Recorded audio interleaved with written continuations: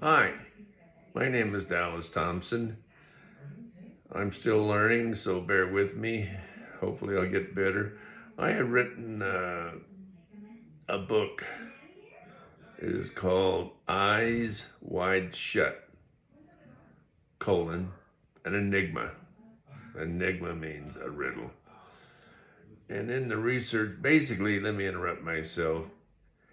It's about things I did while I was employed U.S. Air Force Joint Chiefs of Staff, Far East.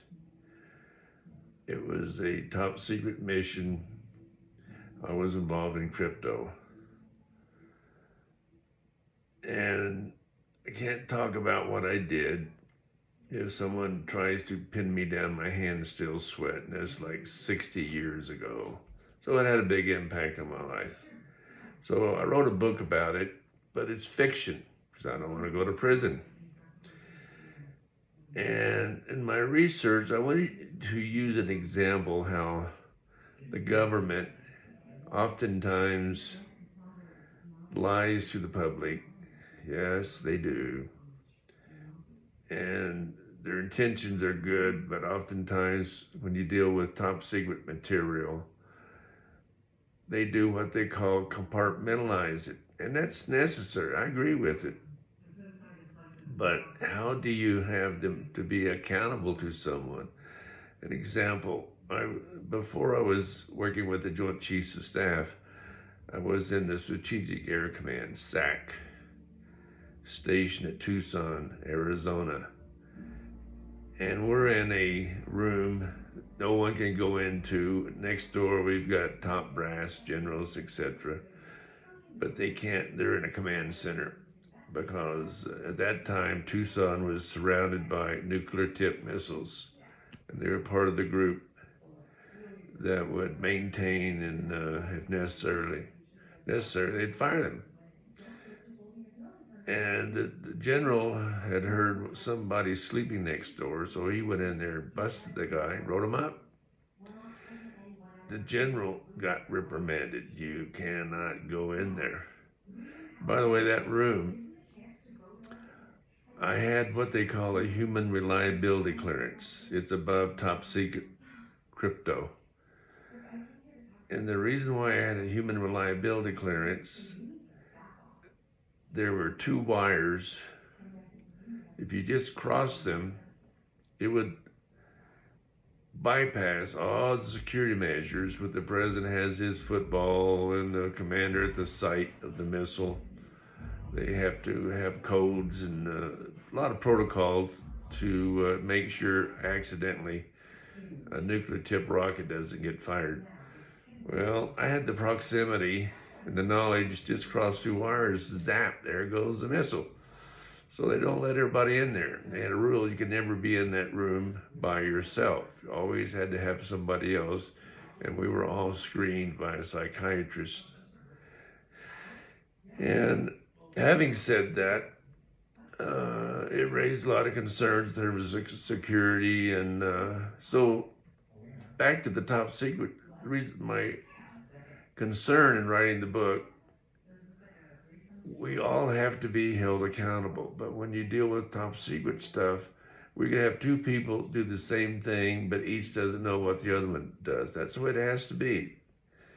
So if it's compromised, you don't blow the whole system. Because there was like a father's son disclosed to the Russians the crypto system back 30 years ago. It cost billions of dollars to repair the damages and mitigate it.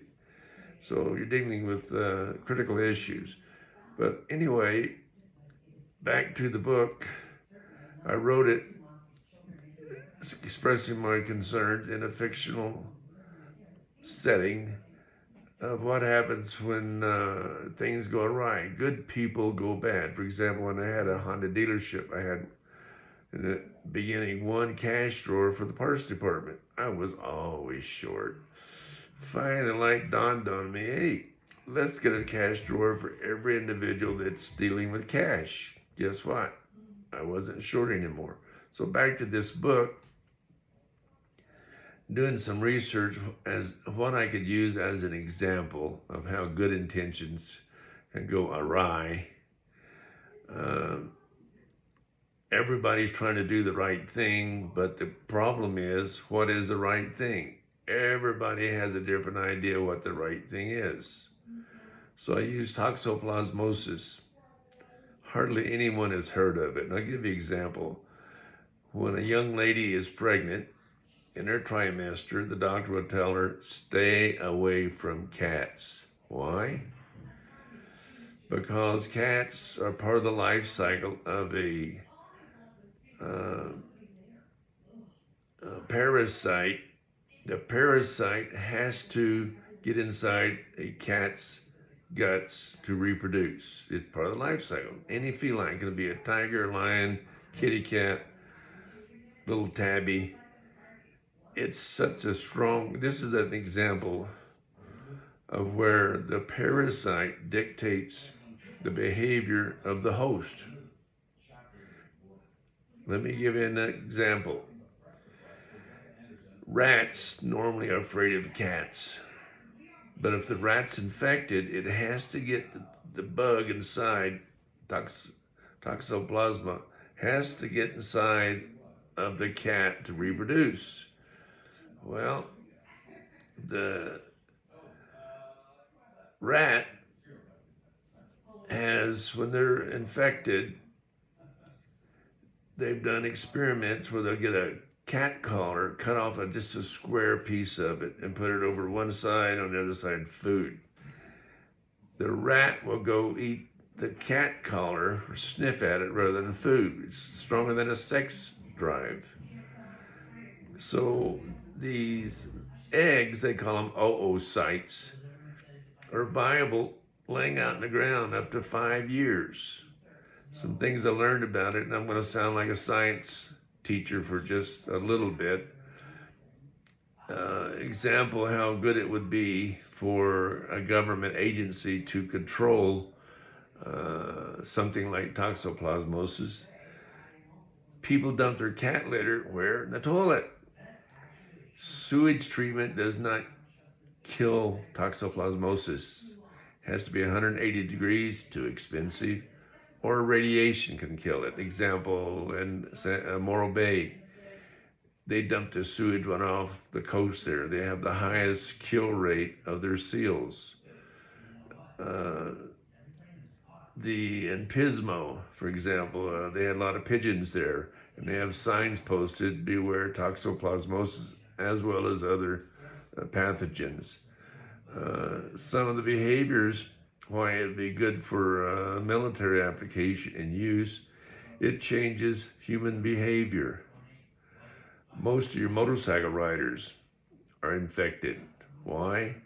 Because the pathogen, it mostly resides in the brain, and it makes the people become risk takers. Risk taking and motorcycle riding go hand in hand. So it's just what it is.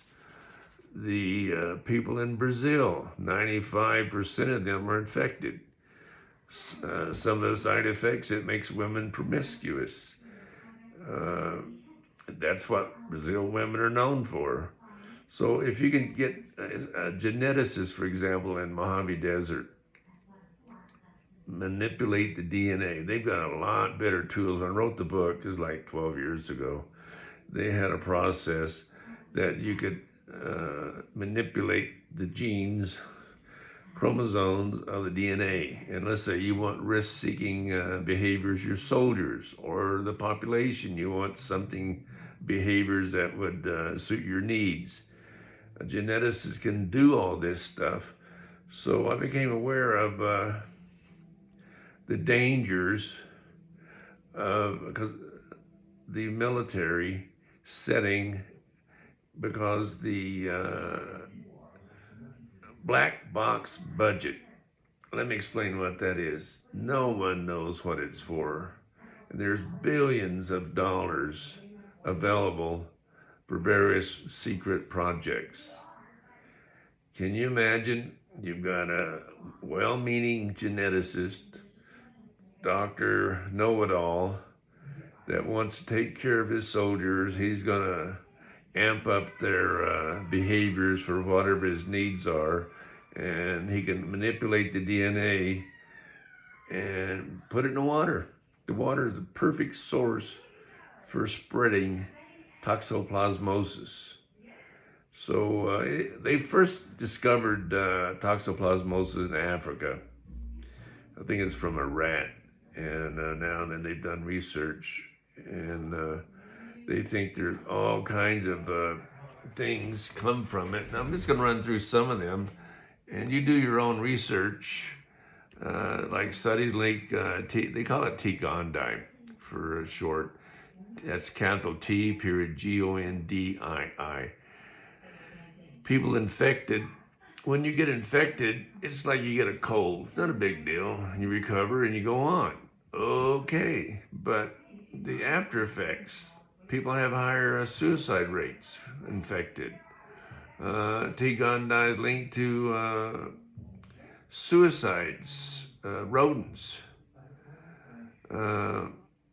schizophrenia, bipolar. People that's infected have higher rates of schizophrenia. T. gondii produces dopamine. That's a feel-good hormone that our body produces. And T. gondii produces that. It's everywhere, by the way. It's in meat. If you don't cook it good enough, it's there. Most of your chickens, they're probably infected. There's been whales up in the Arctic, and they've been found to be infected. So they find, it's prevalent all over the place. And if you don't cook your meat well, you're likely to get infected. And the bottom line is, there's no cure. So some of the side effects of pregnant women, should they get around kitty cat, they get what they think is a cold or whatever, but their unborn child, horrible side effects. They have huge heads, encephalitis. They have eye trouble. It's a nasty, nasty thing. Toxoplasmosis. So the life cycle is the cat has to be involved in the life cycle. So the rat's going to do whatever it can. You'll see them, the infected rats. I've watched videos on YouTube where they just nuzzle up to the cat. Anything they want to get killed and eaten by a cat. It's crazy. So the cat eats them, and these little kind of like shellac-coated oocytes, they call them eggs. They lay out there viable and get blown around, and kitty cat gets out of the house. And a lot of people think, oh, my cat, but they do roam around in the same dirt and they get infected. It's a nasty, nasty disease. So I'm not a cat hater. Just be careful. Some of the side effects for humans, people with AIDS, it's opportunist, when their immune system is down, they usually die from toxoplasmosis. Some of the people that normally have brain cancers, there's a cat in their background. So just be careful, be aware, enjoy your life, enjoy your kitty cat. Not a cat hater. It's just something that I wanted to share, and I used it in my book as an example of how it could be used, weaponized, and I don't know the answers. So be sure, if you like this subject, I have all kinds of things that I've written about and researched. There's another book I wrote about my mother. She's from Arkansas, and how everything they own, they put on a pickup and headed to California, land of milk and honey. So if you want to learn more, and I'll be doing these all the time, subscribe, like, and enjoy it. And be sure in the comments, tell me things that you want to know, or if you have questions. I'm more than happy to share whatever I know with you. So you have a good day, enjoy what you're doing, enjoy the process. Goodbye.